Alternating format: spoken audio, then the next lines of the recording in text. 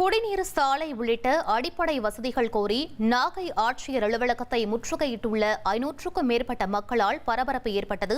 மேலும் விவரங்களை எமது செய்தியாளர் அந்தோணிராஜ் வழங்கிட கேட்கலாம். அந்தோணிராஜ், தற்போது அங்கிருக்கக்கூடிய மக்கள் வைக்கக்கூடிய கோரிக்கை என்னவாக இருக்கிறது? கள நிலவரம் என பதிவு பண்ணுங்க.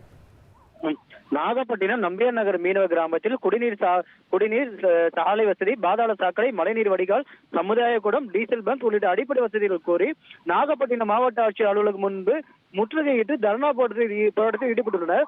500க்கும் மேற்பட்ட மீனவர்கள் தரையில் அமர்ந்து கோரிக்கைகளை வலியுறுத்தி மாநில அரசையும் மாவட்ட நிர்வாகத்தையும் கண்டித்து கண்டன முழக்கங்களை எழுப்பி வருகின்றனர்.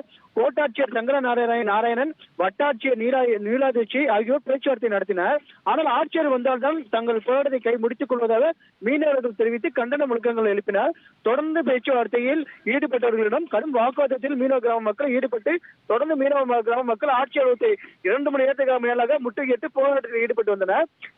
பேச்சுவார்த்தை தோல்வி அடைந்ததால் தொடர்ந்து நாகூர் சாலை மறியலில் ஈடுபட்டு வருகின்றனர். தற்போது உருவபொம்மைகள் எரித்து தொடர்ந்து தங்களது போராட்டத்தை எதிர்ப்பையும் தெரிவித்து வருகின்றனர். அதிகாரிகளும் பேச்சுவார்த்தையில் ஈடுபட்டு வருகின்றனர். விரைவில் நடவடிக்கை எடுக்கப்படும் என்று உறுதியளித்து வருகின்றனர். ஆனால் பொதுமக்கள், இந்த கிராம மக்கள் பார்த்தீங்கன்னா தொடர்ந்து போராட்டத்தில் ஈடுபட்டு வருகின்றனர்.